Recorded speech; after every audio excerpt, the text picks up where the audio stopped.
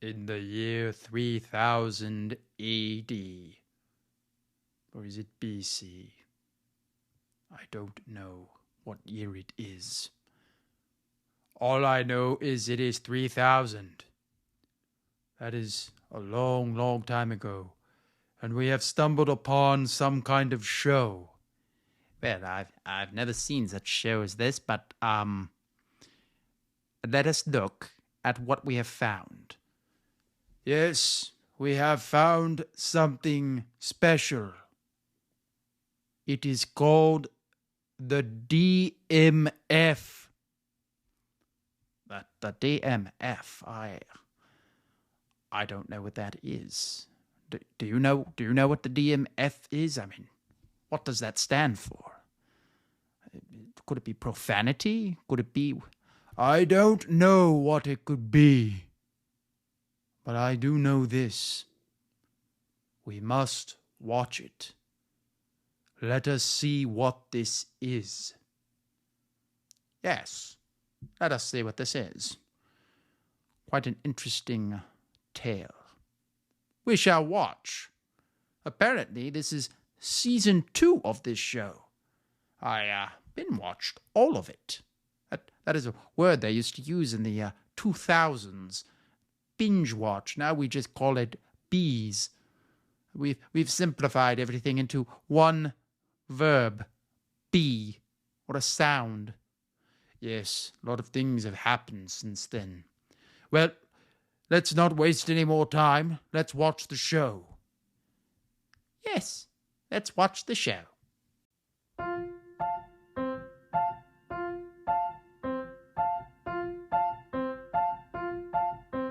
It's the DMF, it's the DMF, the DMF.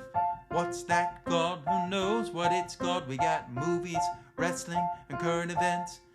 Listen to me say, welcome to the DMF. I am your host, Justin Yachts. This is episode... Let's start the show.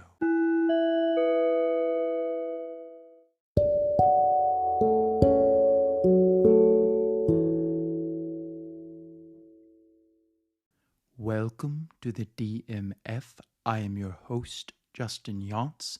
This is episode 102. And this is season 2, episode 2. That's a mouthful. And I'm going to talk about my play, Dorian Gray. I'm going to talk about the film Celebrity. I'm going to talk about Rick and Morty, and we'll close on that.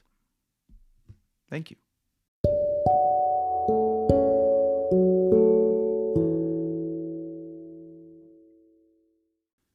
Well, we're back. Finally back. It's been a while, but now, season 2 has begun. New things are happening.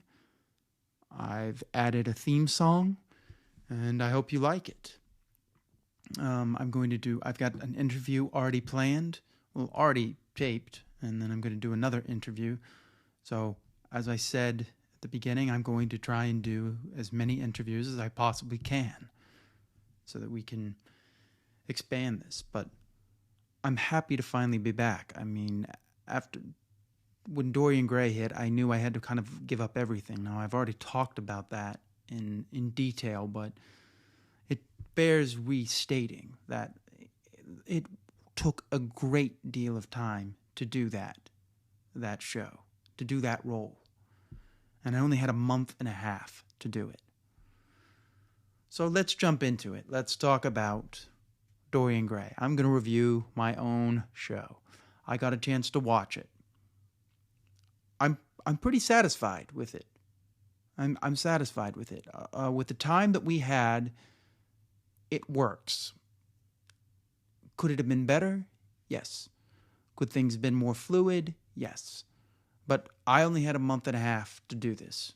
So in order for, that took so much time, and for it to come out as well as it did under those time limits is amazing. One of the things I would say would have been different if we had more time is to add movement. I would have added some movement to the show so that we, there's a part in the show where I pick up a book and I was like, we needed more of that. Picking up a book, going somewhere, doing something, because otherwise everything remained static. It had this static feel. And, there's not a lot we can do about that because we're doing a Zoom play. And, but if we could have found a way to make more movement in there, but we would have needed more rehearsal, and we were already under the gun as is. But other than that was great. I think we could have done better with knowing where the eye lines were, but it's very hard because we're dealing with green screen, and there really was no way to really plan out where our eyes were. The only thing that we could have done is maybe done a little bit more rehearsal just rehearsing the eye line, but we didn't have the time. So we were able to do the show. On my side, I thought I did a good job of keeping the tone even. My biggest concern with it was it going to be, was the emotion going to be uneven? Was it going to just feel this way and then it was just going to come out of that way? And watching it as a whole, I thought everything worked the way it needed. The only thing I would have changed is the eye line and the movement. Now, on a personal note, for me as the actor, I feel like I only scratched the surface of what I could have done. But given the time parameters, I did as good a job as I possibly could have done. I put everything into it. But with more time, I could have put more into it. More nuances. I would have liked to have put more nuances into it. But in order to have done nuances, I would have had to have more of a relationship with the director and been like, this is what I'm thinking. And for me, the hardest thing was just getting all the lines down and being able to say them as strong as possible. And to bring in the accent. Even though I wasn't doing an accent, I was doing a transatlantic accent, but that lent its own difficulty to the piece. So I felt it needed to have a little bit more of more of a flow up above with that. But that's the only thing I would have added. I would have wanted to add a little bit more nuances. But in order to do that, we would have had to use different angles, different things. I would have needed to have known the eye line. It would have had to have been really planned out, and we just didn't have the time. So for the amount of time we had, I am very satisfied with the project. I thought everybody did a good job. We did the best we could under the given circumstances we had. For me, I'm always demanding more of myself, so it's never good enough for me. But what I did, I'm happy. I'm satisfied with it. I played Dorian Gray, which I've always wanted to play Dorian Gray, and I got to play Dorian Gray, and I'm thrilled to have done that. I'd like to do the role again, hopefully in front of a live audience, so that way we could make it more nuanced or even do some form of a film of it. But there's just so much more I could have done, but I needed more time. Every bit of time that I got was just put into that thing. If I even got a day, if we added even a day, I would put that time immediately into the work, and you could see that.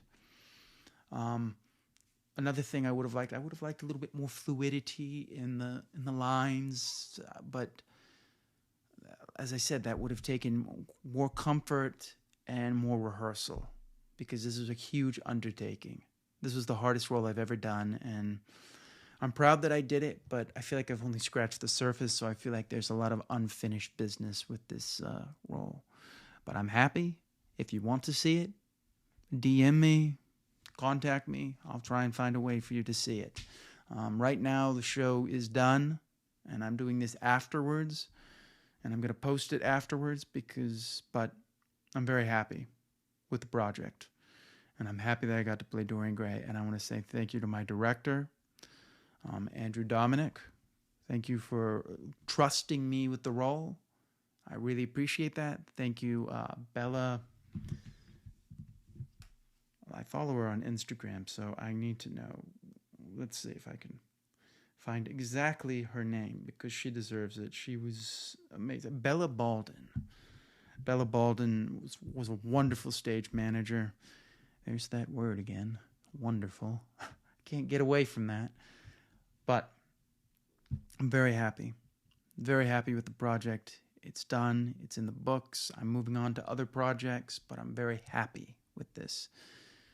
And when we come back,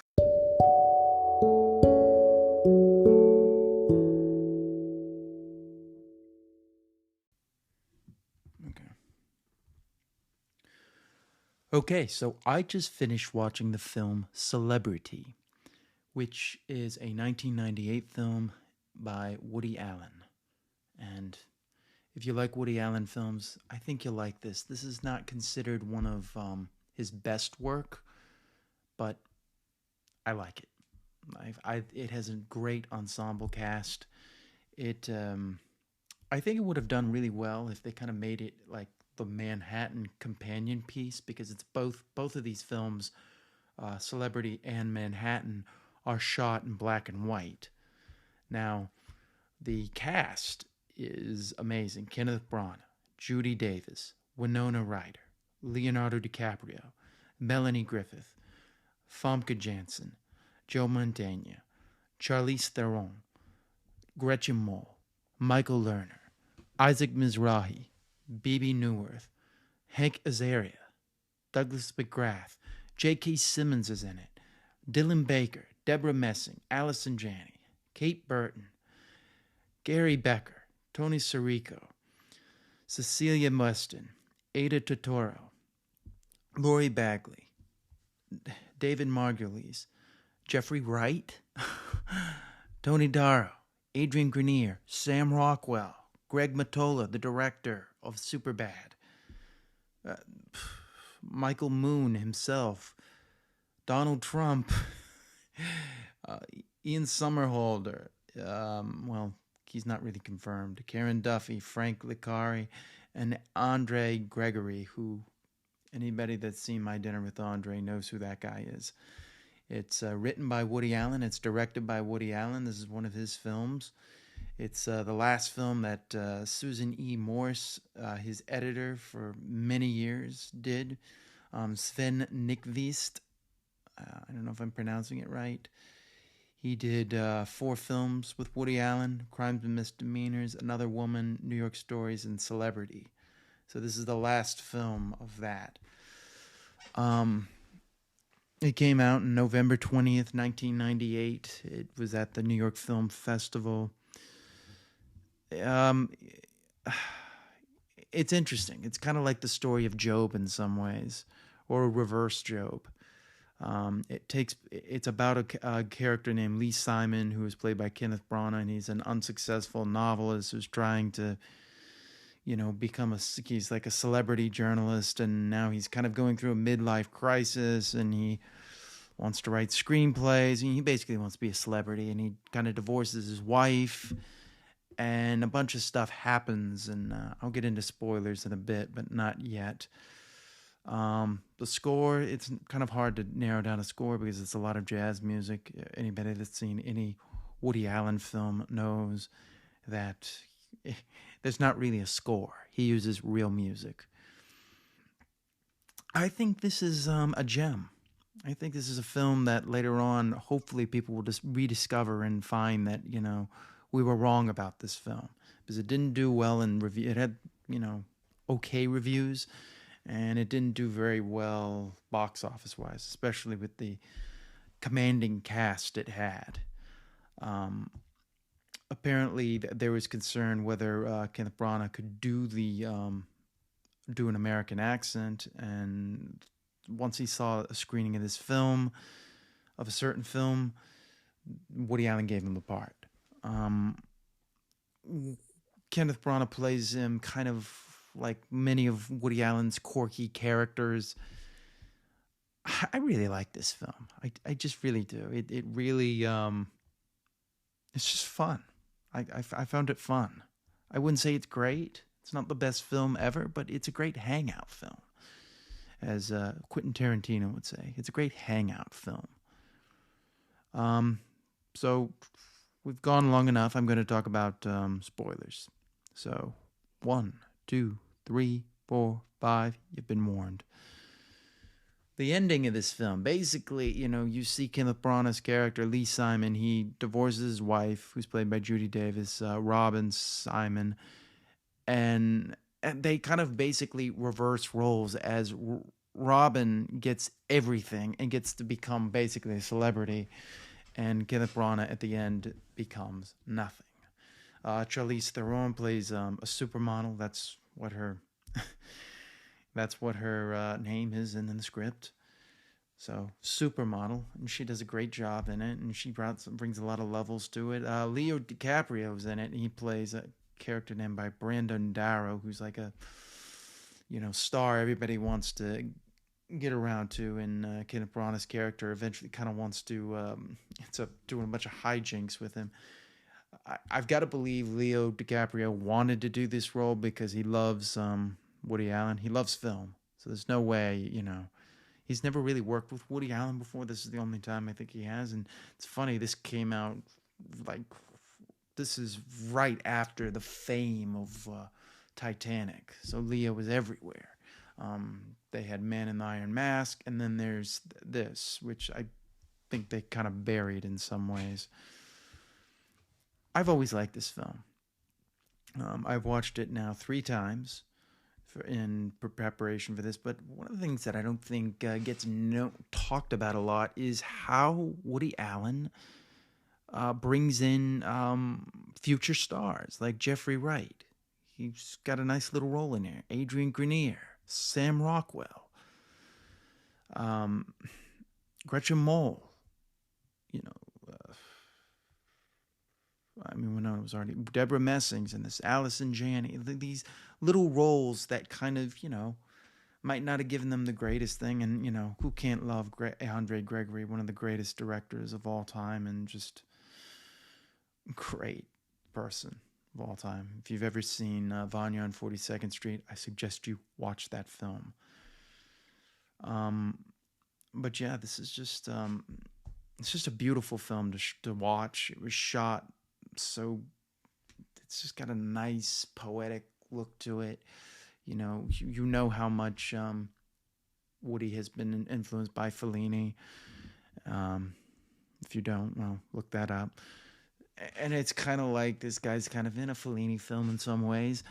But I really enjoyed it. Some people don't like, the other characters trying to do the Woody Allen type of role, but I thought this was done well. I think probably people at the time might have been sick of this type of movie, but I always appreciated that about Woody Allen. He always was putting out consistent films, and now he's kind of slowed down, and now I don't know. He's kind of become like a pariah in the industry, which is very sad to me because he's one of the greats, and I don't know. I don't think there was enough evidence to convict him, but, we're now in the world where it doesn't matter what evidence you have, it's the world of public opinion, and that's what will hang you with. But I really like this film. If you like a Woody Allen film, you want to see a little bit of a gem that you probably have never seen before, or if you have seen it, go watch it again. It's a nice little film, it's got those nice idiosyncratic things that only Woody Allen can do. A character who just continues to dig himself deeper until he is just watching a film, and at the end of it, he sees help. And that's basically him. Help. Please help me. The music's great. I don't know what else to say. I love this movie. I love all the little parts in it. I think it's funny. I think it's good, It's one part, I'll leave you with this. Famke Janssen, who was playing his girl at the time, or his, girlfriend at the time. Yeah. She's basically about to move in, and as she's moving in, he's telling him he wants to break up with her. So she takes this novel that he spit like a year and a half working on. Runs to like a ferry boat in New York, to which says it's going to New Jersey. And as he's running to it, she throws his novel like page after page into the water, and it's kind of sad. But he kind of dug it for himself, so you can't feel too bad. But wow, he's kind of that guy that just doesn't know what he wants and just continues to mosey around. I mean, if you spent any time in the acting industry, you'll see these characters of like, I don't want to be I really, I want to be a novelist, but right now I want to be, a screenwriting. Screenwriting's where it's at. They're always looking for like the quick look instead of realizing that do something great. That's what's going to make you a celebrity. Do something that's good and quality, not trying to find a quick fix so that you can break into fame.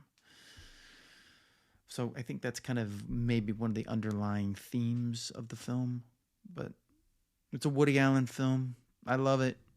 Some people hate it. And when we come back, I'll talk about Rick and Morty.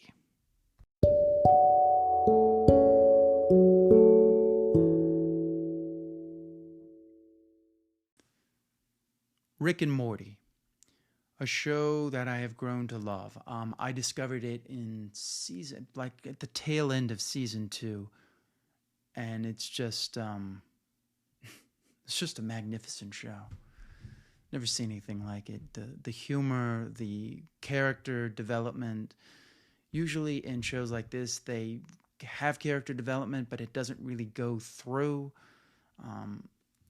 The animated show with the best character development would be Venture Brothers, and then South Park has done a pretty good job of elevating their characters, but they like to kind of stay in more of that sitcom-y world of like not everything changes, whereas so does Rick and Morty, but they slowly change things. And this season, I would say the whole arc of it would be Morty. This is where Morty really grows up. We have seen Morty just take more of a commanding lead. The very first episode, where he finally gets the guts to, call out Jessica. And, everything's going good, and she's into him, and, he's standing up. And we have another episode where he actually has a love, and he has to break it off, knowing that he can never be with her. So many great things. The season really started off great. The first episode, as I said, Morty, is basically they're barely gonna survive this trip, and he calls Jessica, and he gets the inspiration that he is going to live, and then he crashes in the ocean, and we meet Mr. Nimbus, who is probably one of all of our favorite characters, and then. Rick has this place where they throw the wine in, which is kind of like Narnia, where it ages like 7 years or whatever. So he throws the wine in there, and he goes in, and one of the characters, the bovine or Bovian, goes to take the wine, not realizing that when he comes back, everything has changed, and his wife is dead, and his son kills him, and it just one thing manifests after another as Morty keeps coming in there, and they basically become warlords searching for the child that comes through the door. It's so funny. It combines a lot of Game of Thrones references and just that, it's got a little bit of a fountain reference in it. For those of you who have seen the Darren Aronofsky film with Hugh Jackman and Rachel Weisz, it has a lot of those elements to it. And I love the first episode. The second episode is where, everybody thinks they're a clone. So we think we're talking to the people that think they're not a clone, and then they get killed. And then we keep moving on to this next person until we get to the end of the episode and we find out that they're not clones. If you didn't think we were talking about spoilers, I don't know what to say. I'm going to put spoilers in the details thing, as I always do. I mean, if you're listening to this and you don't think we're going to talk about spoilers, I don't know what to say to you anymore. It's always going to be spoilers. because at some point I got to talk about the spoilers. And it's been out for a while. If you haven't watched it yet, I don't know what to tell you. This is a great show. This is one of the shows that I watch, I watch as it airs because it's so good. The third episode was really good. This is where he meets Planetina, which is kind of a takeoff of Captain Planet, and he falls in love with her, and then he ends up killing the Planeteers. And but then he finds out that Planetina, not on her leash, basically is going to kill anyone that is hurting the Earth, and she thinks that the means justify the ends. And he's like, you killed 300 people, I can never be with you. And they break up, and the music in it is so great. And then the next episode, Morty finds some kind of thing for ejaculation for horses, and he ends up using it for himself. And Rick takes the semen, and it becomes semen monsters, and that's where he's going on. And this was kind of out there. This is a very divisive episode. You either hate this episode or you like this episode. There's really no in between. I don't mind it. It's not my favorite, but it's kind of grown on me.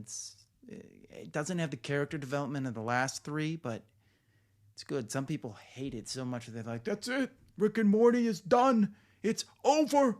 We had the year. We had 4 good seasons. It's done. I mean, one guy was trying to say that the 3rd season was bad. I mean, it's me. You can't please everybody, but this season I liked. And then the next episode is basically, a Ferris Bueller's Day Off, where you get the kids taking Rick's, time travel mobile thing. And they kind of go into hijinks, and they're trying to impress this new kid at school. And it's really funny. And Rick is with the Cenobites. Basically, they look like the Cenobites from Hellraiser.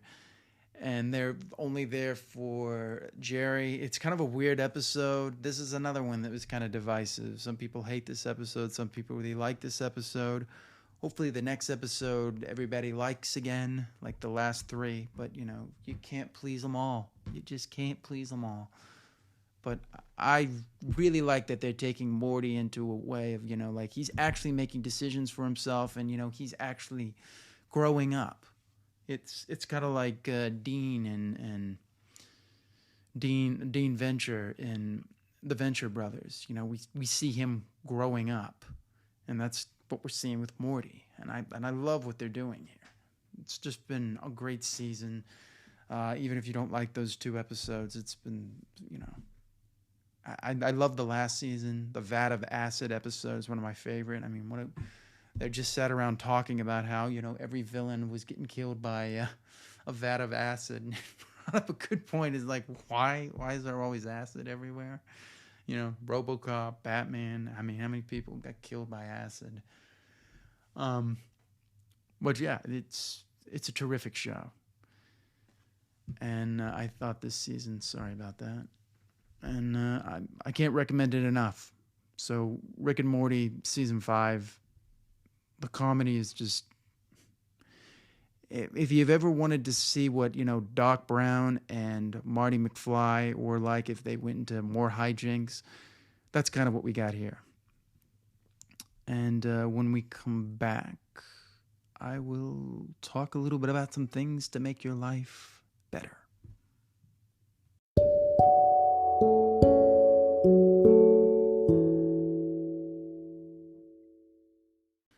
Okay, so something good. Here's what I would say for good. Look on the bright side of things. Even if you don't get something, you might get something you might really want. So say you didn't get that job, but then you get the job you really want. Say you got that job, then you might have gotten a job that you never really wanted. Same thing with me. I was originally wanted to play Dorian Gray. I got cast as Basil, and then I ended up playing Dorian Gray. One thing leads to another. What is it that you want to do? Have a goal. That's the one thing. Have a goal, and don't see obstacles as obstacles. See them as positive points of reference. because there's a point there where you can look at that and go, this is not a bad thing. This is not a bad thing. It really isn't. So, I think that about does it for this episode. I want to say thank you for listening. As always, you can find me at Justin Yachts, and I will see you next time on the DMF.